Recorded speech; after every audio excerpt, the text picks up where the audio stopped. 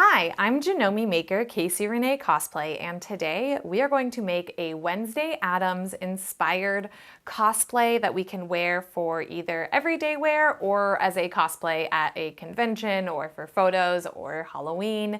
So let's talk about the materials. I chose McCall's pattern 8239 for my base, and the major changes that I decided to make in order to make this dress personal to me was to lengthen the cuff. I wanted this to take up the majority of my forearm.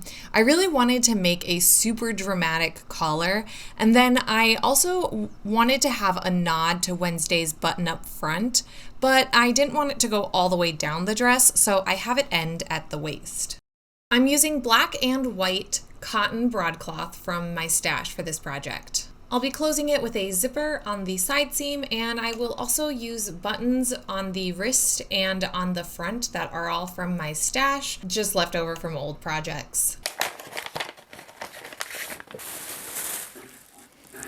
I start by cutting out the pattern pieces I need for the look that I'm going, and then I set my iron to nylon or synthetic settings so that I can press my pattern paper flat. A fun tip for those struggling to get all the pattern pieces back in the envelope, I personally fold all of the pieces and then press the pieces flat in order for them to lay as flat as possible. From there, they fit back in the envelope, easy peasy. In order to modify my cuff, collar, and bodice front pieces, I'm going to need to transfer the current pieces onto some pattern paper. From there, I can draw on the adjustments that I want to make.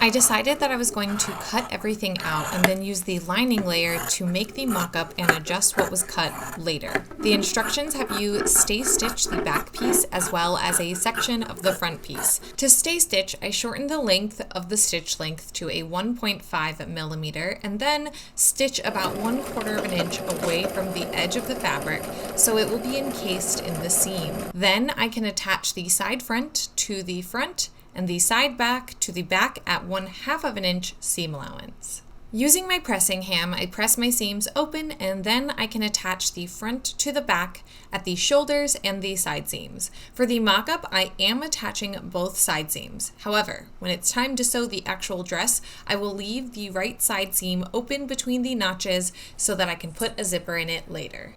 So I am literally swimming in this. This is massive. This is absolutely, it looks like a men's tank top on me.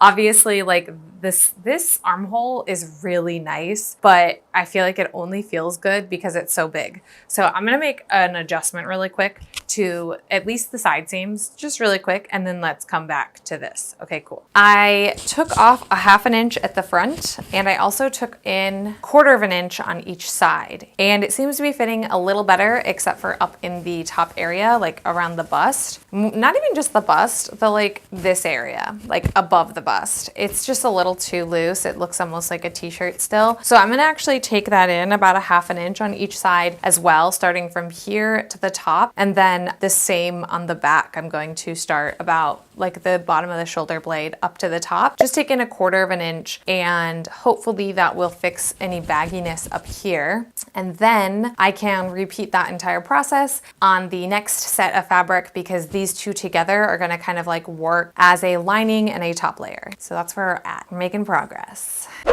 I sewed the lining to the outer layer at the front seams and then flipped it so the right sides were on the outside, and from there I pinned the neckline, lining up the center back fold as well as the shoulder seams. Now I am going to stay stitch the neckline and then I can prepare to add the buttons. I only have 6 of these buttons, so the spacing on this front is determined by that. I marked the buttons with a white pencil. Before stitching on my actual bodice front, I did a test on some scrap fabric to ensure the placement of the buttons and the tension was perfect on my machine. Once I nailed those settings, it was time to stitch out all 6 buttonholes.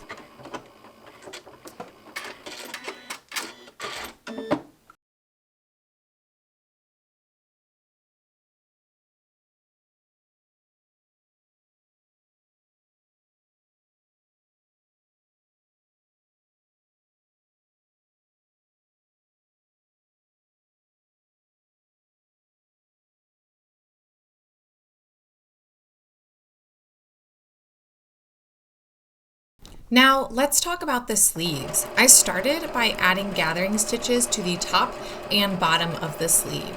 A gathering stitch is basically a very wide stitch inside the seam line meant to be pulled in order to gather the fabric down later. It is often sewn with 2 to 3 stitches alongside it, but I walk on the wild side and only do one of these stitches. To sew the sleeve seam, I am going to use a French seam. So I start by sewing the piece wrong sides together at 1/4 inch seam allowance. Then I press my thread and turn my sleeve so that the right sides are together, and then I press that. From there, I will sew about a 1/2 inch seam allowance, encasing the raw edge in the seam, and now I have fresh, clean seams for my sleeves.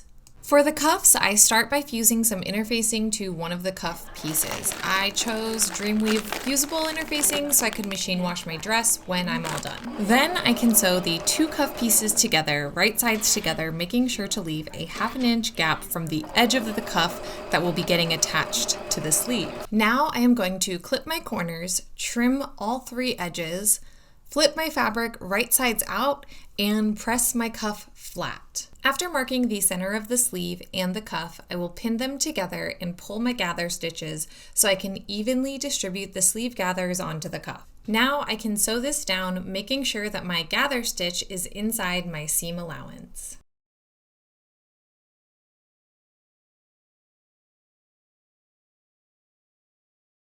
Then I will hand sew the inside cuff layer to the sleeve with a whip stitch. To attach the sleeve to the body, I'm going to line up the pattern markings and pin the sleeve to the outer fabric, then pull the gather stitches to ease the sleeve into place. From there, I can sew it. To clean up this edge, I will fold the lining over the seam and whip stitch it in place by hand.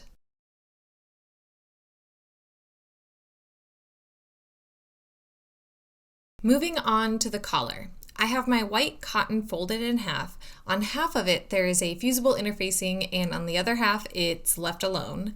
I am going to trace my pattern piece onto one side of my fabric and then pin the folded fabric to the drawn fabric so I can sew the 2 together. Like with the cuff, I'm going to leave a 1/2 inch at the edge where I'm going to attach the collar to the bodice free. I'm going to sew a 1/2 inch inside the lines that I marked, starting at one side and making my way around to the other.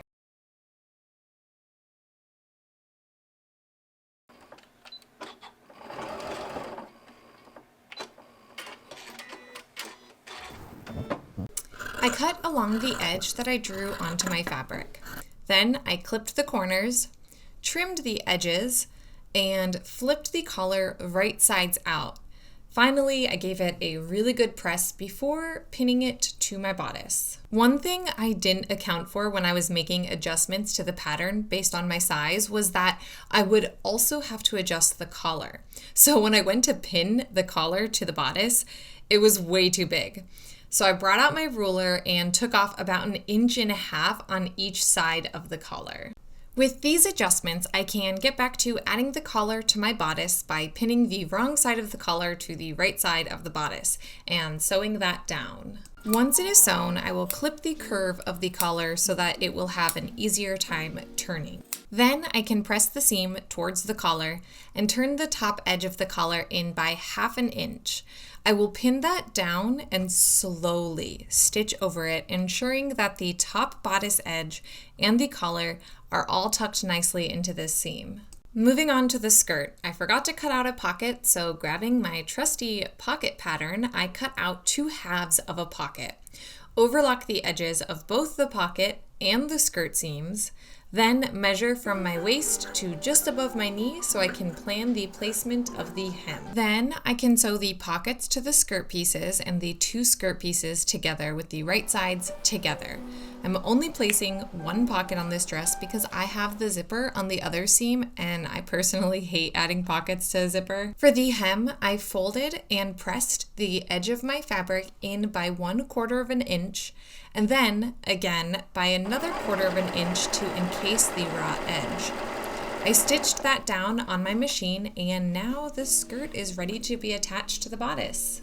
I attached the skirt to the bodice with the right sides together, lining up all of the seams, the front seam, the side seam, and then I also left it open where the zipper is going to go. From there, I will take the lining fabric and I will actually fold and press it over this seam here and hand stitch it down all the way around to the other side. Then I'm going to attach my zipper in the side seam slot. Using my zipper foot, I start on one side of the seam and then move to the other side of the seam, making sure that I am not sewing the lining fabric into the zipper.